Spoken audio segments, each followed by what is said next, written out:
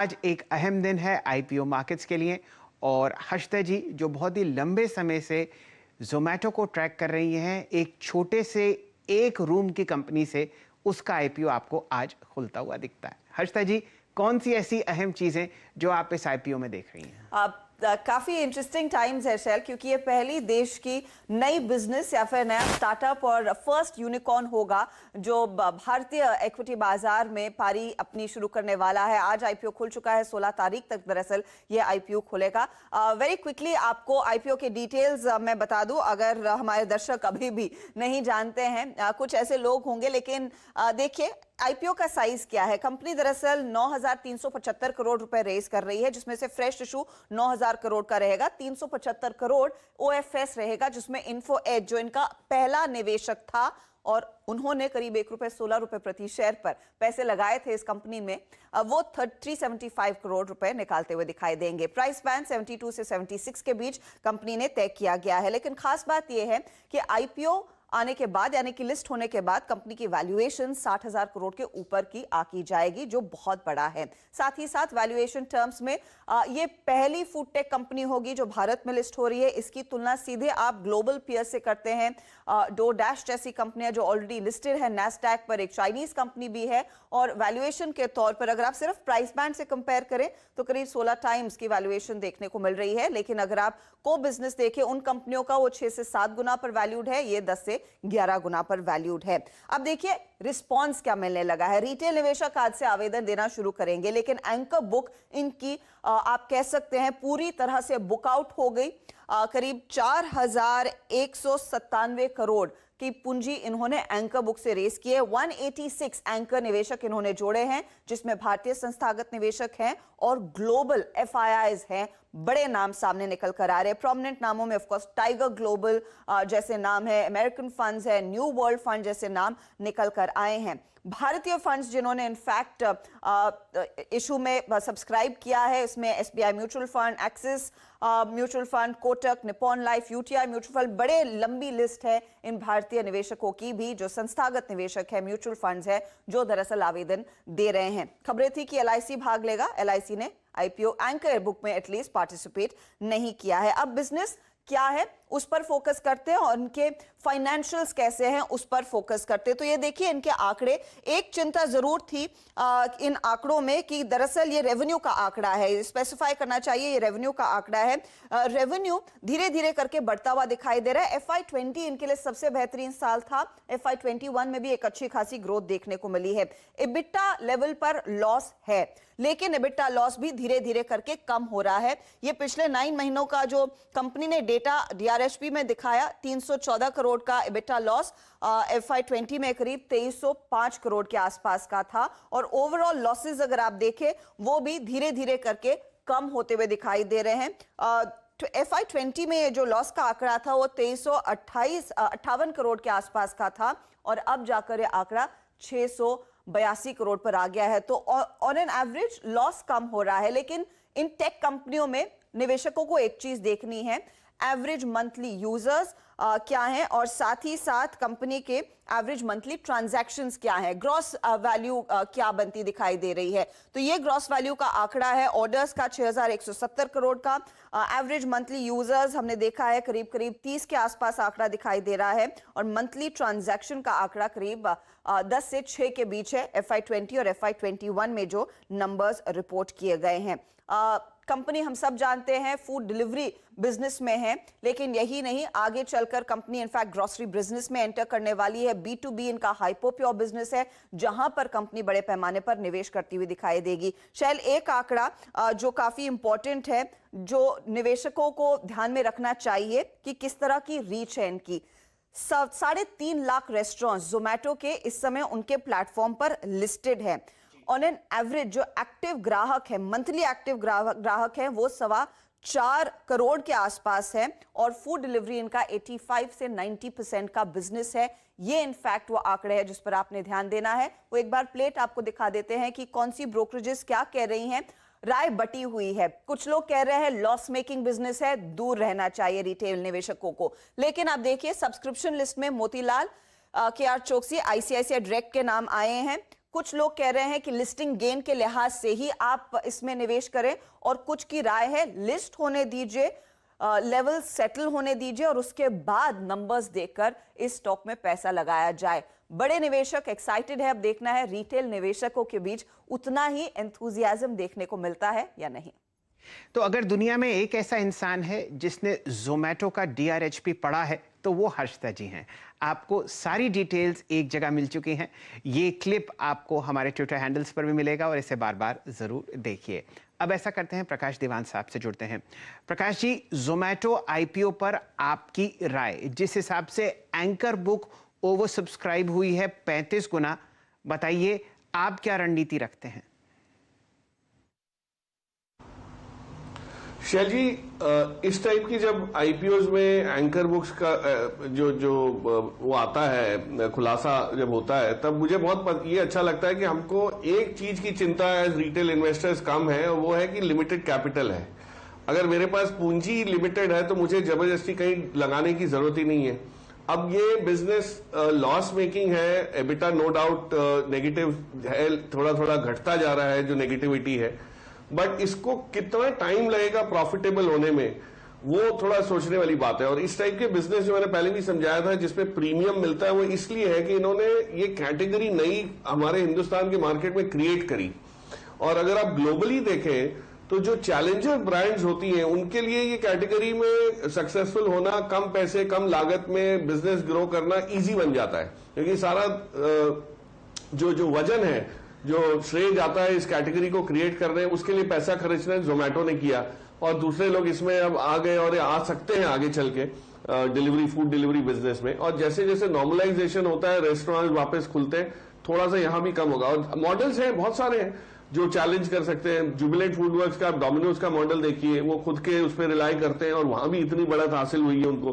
सो मेरा ये मानना है कि लिस्टिंग पे आपको शायद, जैसे हर्षदा ने बहुत बढ़िया समझाया, कि इसमें जो डिमांड है, जो एंकर बुक 186 एंकर इन्वेस्टर्स है, फिर भी उनको पूरी तरह से जो चाहिए वो मिला नहीं होगा, तो कई लोग चेष्टा करेंगे कि लिस्टिंग पे लेके रख लें, चाहे वो जो भी लिस्टिंग हो, और लिस्टिंग पे लेके रख छोड़े और फिर लॉन्ग टर्म बेसिस पे इसको अपने पोर्टफोलियो। अब रिटेल इन्वेस्टर्स को लिस्टिंग पे अगर कुछ मिलता है, अगर अलॉटमेंट मिलता है और लिस्टिंग गेन्स आते हैं जब तब निकलना है, तो एक बहुत बढ़िया विकल्प है, क्योंकि लॉन्ग टर्म में ये वही होने वाला है जो बर्गर किंग के साथ हुआ था। पहले दिन आपको बहुत इसमें एक्साइटमेंट देखी, भाव ऊपर तक गया, 235 तक गया, और उसके बाद वो 135 तक आ गया। सो अगर कुछ ऐसा हो जाता है तब आप इसको इवैल्यूएट करें और समय दीजिए for the business to turn profitable. But listing game के अलावा इसमें कोई बहुत लॉन्ग टर्म बेसिस पे अभी इन्वेस्ट करने की बहुत चेष्टा नहीं करूंगा। कि आप इस पूरे रैट रेस में नहीं उतरेंगे, क्योंकि पता नहीं कितने लोगों को इनफैक्ट वो अलॉटमेंट मिलेगा। साइज को देखकर 72 से 76 का जो आईपीओ प्राइसिंग है, 195 का एक लॉट, तो लिस्ट होने दीजिए। प्रकाश गाबा कह रहे हैं उसके बाद, माफ कीजिएगा, प्रकाश दीवान कह रहे हैं उसके बाद वो लिस्ट करेंगे, पैसे लगाएंगे इस आईपीओ में। पार्थिव शाह भी हमारे साथ जुड़ गए। Parthiv, good morning. Zomato of course एक बहुत ही यूनिक बिजनेस, हाँ लॉस मेकिंग कंपनी है, लेकिन एक डेटा पॉइंट मैं आपके सामने रखना चाहूंगी, जो यूनिट इकोनॉमिक्स है, कि हर ऑर्डर पर इन्होंने अब थोड़ा सा प्रॉफिट कमाना शुरू कर दिया है, वो करीब 20 रुपए 50 पैसे है। क्या उस आंकड़े के मद्देनजर और जो कंपनी ने आगे का आउटलुक दिया है, आप पैसे लगाने के फेवर में हैं, या फिर आपको लगता है लिस्टिंग के बाद सोचेंगे? सी हर्षदा, डेफिनेटली एक नया किस्म की कंपनी का आईपीओ है, और इस तरह के आईपीओ में डेफिनेटली एक बहुत बड़ा बज रहता है। और आपकी बात एकदम सही है, अगर हम पिछले 3 साल के आंकड़े का एनालिसिस करें तो बॉटम लाइन तो नेगेटिव है, वो तो ठीक है, लेकिन एबिटा फ्रंट पे लास्ट ईयर ही हमने देखा है कि उन्होंने ऑलमोस्ट ब्रेक इवन किया है, और उसका भी रीजन है काफी एक्सपेंसेस उन्होंने एडजस्ट किए। और एक चीज हर्षदा समझने की बात यह है, जो लास्ट ईयर का आउटलुक था इस कंपनी का, वो डेफिनेटली बेहतरीन था। बिकॉज ऑफ द पेंडेमिक काफी लोगों ने होम डिलीवरी प्रेफर किया है, so volume of growth definitely देखेंगे लास्ट ईयर और उसके पहले के ईयर में, तो ईयर ऑन ईयर बहुत ही अच्छा दिख रहा है। लेकिन अभी जिस तरह के वैक्सीनेशन हो रहे हैं और आगे जाते भी अभी लोगों को बाहर के फुटफॉल का एक्सपीरियंस लेना है, मुझे लगता है कि ये साल शायद उतना अच्छा नहीं रहेगा। और इन कंपनीज में बिकॉज कोई बॉटम लाइन में प्रॉफिटेबिलिटी दिखती नहीं है, मैनेजमेंट भी बताते हैं कि अगले 5 साल तक उनको उसकी विजिबिलिटी नहीं है, उनको सिर्फ बेस ग्रो करना है और ग्रोथ पोटेंशियल है, उसका कोई डाउट नहीं है। सो ईवी बाय सेल्स एक मैट्रिक्स बन जाता है जिससे जनरली कंपैरिजन होता है वैल्यूएशन का। इन तरह की कंपनीज का कोई कंपेरेबल पीयर नहीं है। अमेजोन और वो सब जो बाकी के कॉम्पिटिटर्स हैं जो आगे जाते बहुत पैसा डाल सकते हैं और इसको डिसरप्शन कर सकते हैं, वो आगे की बात है। लेकिन अभी के तारीख में बिकॉज ऑफ स्केर्सिटी प्रीमियम और जिस तरह का क्रेज है दुनिया भर में इस तरह के आईपीओस का, मुझे लगता है सब्सक्रिप्शन तो अच्छा हो जाएगा। लेकिन इन टर्म्स ऑफ इन्वेस्टमेंट मेरा ऐसा मानना है कि आज के तारीख में at 60,000 crore sort of market cap काफी ऑलरेडी फैक्टर्ड इन है। आगे की जो अनसर्टेनिटीज है, मुझे लगता है कि इनको इवन एडवर्टाइजमेंट स्पेंड भी बढ़ाना पड़ेगा बिकॉज एक कंपटीशन अंदरूनी होगी। बिकॉज जिस तरह से लोग अभी बाहर निकलेंगे तो शायद डिलीवरी वॉल्यूम्स कम हो सकते हैं, तो उनको एड स्पेंड बढ़ाना पड़ेगा, तो एक्सपेंसेस इतनी अच्छी तरह से मैनेज नहीं होंगे। सो मेरा मानना है कि अगर लिस्टिंग के बाद ओवर अ पीरियड इसमें अगर गिरावट आती है तब इसमें आप लॉन्ग टर्म व्यू ले सकते हैं। क्या बात है। हमारे दोनों आईपीओ विशेषज्ञ ये कह रहे हैं कि स्टॉक को लिस्टिंग के बाद देखिए। शाह साहब, आपका स्वागत है सीएनबीसी आवाज़ में, बड़े दिनों बाद आपके दर्शन हुए। मैं ये जानना चाह रहा हूँ, फिर भी बहुत लोग ऐसे होंगे जो जोमेटो के आईपीओ में निवेश करना चाहेंगे। 195 रुपये 195 यूनिट्स का यहाँ पर ब्लॉक है और 76 का प्राइस है, यानी कि 14,820। जो लोग फिर भी पैसा लगाना चाहते हैं और उनके पास मल्टीपल डीमैट अकाउंट हैं फैमिलीज में, तो बताइए वहां पर क्या रणनीति रहनी चाहिए? क्या 195 का लॉट सब्सक्राइब करें या वहां पर आप मल्टीपल एप्लीकेशन लगाएं? बहुत ही इंटरेस्टिंग क्वेश्चन है क्योंकि होने वाला ये है कि जनरली हमारे रिटेल इन्वेस्टर्स जब भी कोई आईपीओ में इन्वेस्ट करते हैं तो एक जो पैरेलल इकोनॉमी जैसा बोलते हैं, ग्रे मार्केट प्रीमियम, उसको देख के डिसाइड करते हैं। तो अगर जोमेटो की बात करें तो हमने यही देखा कि इनिशियली 12-13 रुपए के आसपास जीएमपी चल रहा था, अभी कुछ 7-7.5 रुपए चल रहा है। तो ऐसा नहीं है कि इसमें unlike other listed other peers जैसे क्लीन साइंसेस है, तत्व चिंतन है, जिसमें बहुत बड़ा लिस्टिंग दिख रहा है वैल्यूएशंस के लिहाज से भी, इसमें ऐसा नहीं होने वाला है। इसमें पेशेंट इन्वेस्टमेंट की जरूरत रहेगी।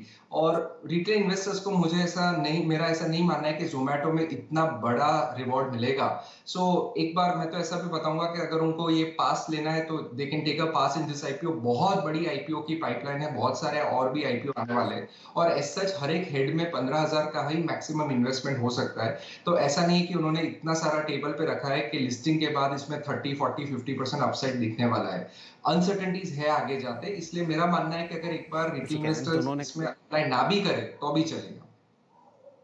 पार्थिव जी, बहुत बहुत शुक्रिया। तो मैं एक क्रक्स हमारे दर्शकों के सामने पेश कर दूं। हमारे दोनों ही जानकार प्रकाश दीवान और पार्थिव शाह यही कह रहे हैं कि देखिए, जितनी जल्दी आप जोमेटो से खाना ऑर्डर करने में करते हैं ना, इस आईपीओ में आवेदन देने के लिए बिल्कुल ना करें। तसल्ली से लिस्ट होने दीजिए, उसके बाद शायद बेहतर लेवल्स मिले तब आप निवेश कर सकते हैं। लेकिन हाँ, दिग्गज निवेशक इस इशू को लेकर काफी जोश में हैं, काफी हरकत में हैं। आईपीओ फाइनेंसिंग रश पर भी एक बार फटाफट राय ले लेते हैं क्योंकि हम प्री ओपनिंग की तरफ बढ़ रहे हैं। जुलाई का महीना तमाम रिकॉर्ड्स को ब्रेक करने वाला है। प्रकाश दीवान, हम सब जानते हैं क्लीन टेक को जो रिस्पांस मिला, जीआर इंफ्रा को जो रिस्पांस मिला, एंड होपफुली जो एंकर बुक कह रही है जोमेटो की। ये बताइए, JM financial, Aditya Birla, Bajaj finance जैसी कंपनियां जो इस बिजनेस से जुड़ी हुई हैं, क्या वहां पर भी उतना मौका निवेशकों के लिए?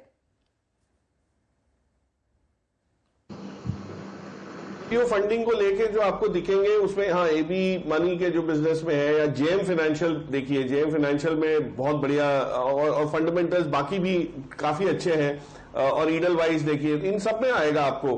तो मेरे हिसाब से जो ब्रोकिंग एनबीएफसीज है, ब्रोकिंग कंपनीज के द्वारा सेटअप की हुई, वहां पे आपको थोड़ा सा एक्शन दिखेगा। और जनरली भी एनबीएफसीज का थोड़ा सा एक वेव बाकी है रिकवरी का, तो उसके वजह से भी आपको फायदा हो जाएगा। बट ये एक बहुत शॉर्ट टर्म ट्रेड है, इसमें कोई लॉन्ग टर्म रिकमेंडेशन मेरी नहीं है।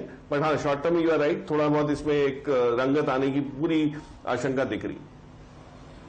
चलिए, ये आपके सामने फिलहाल आज बहुत ही न्यूज़ हैवी मुनाफे की तैयारी आपने देखी, हर तरीके की चीज़ डिस्कस हुई, चाहे एनएमडीसी, चाहे जोमेटो, चाहे माइंडट्री। अब देखते हैं प्री ओपन ट्रेड्स का आपको क्या रुझान आता हुआ दिखता है। हल्की सी आप कमज़ोरी एशियाई बाज़ारों में देख रहे हैं, लेकिन हमारे यहाँ सेंटिमेंट चुस्त और दुरुस्त है। अब देखते हैं किस तरीके से आप फिलहाल बाज़ार को खुलते हुए देखेंगे। 107 अंकों पर 15